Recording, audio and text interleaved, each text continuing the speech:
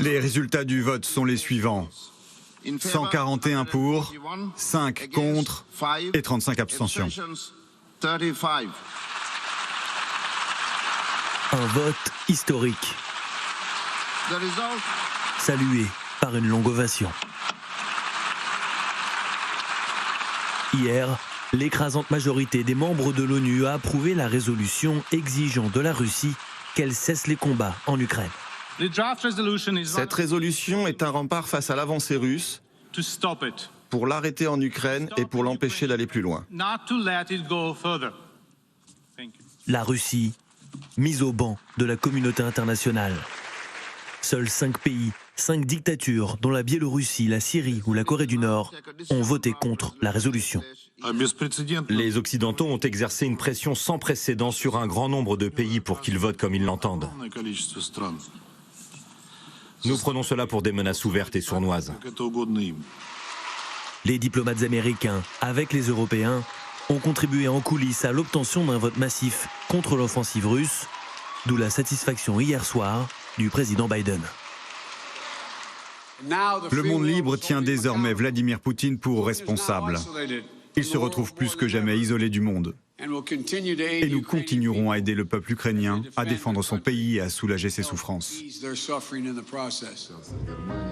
Poutine, isolé. La Russie, ostracisée. Gel des avoirs. Fermeture de l'espace aérien.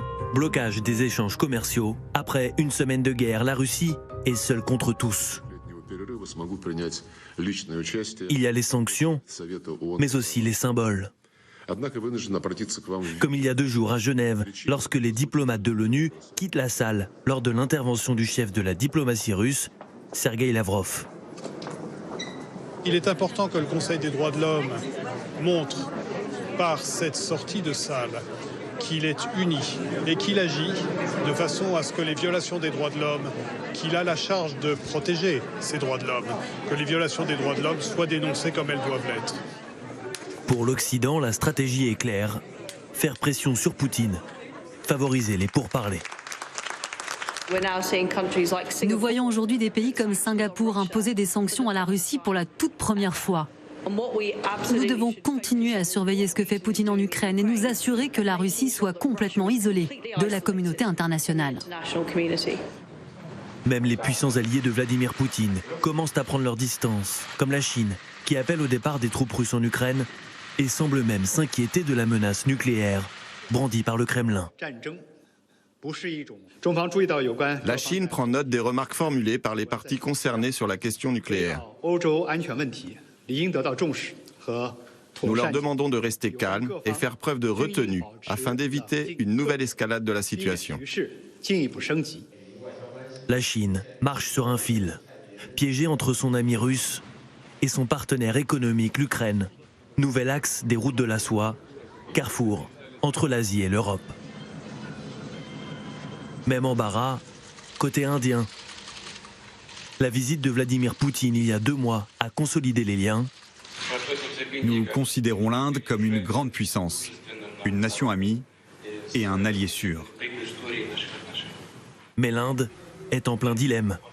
Soutenir la Russie, son principal fournisseur d'armes et d'énergie, sans froisser les États-Unis, son allié dans la zone Indo-Pacifique. Les défis de l'Inde dans le domaine militaire et maritime dépendent des États-Unis. Et ces défis sur le plateau continental en matière énergétique notamment dépendent de la Russie.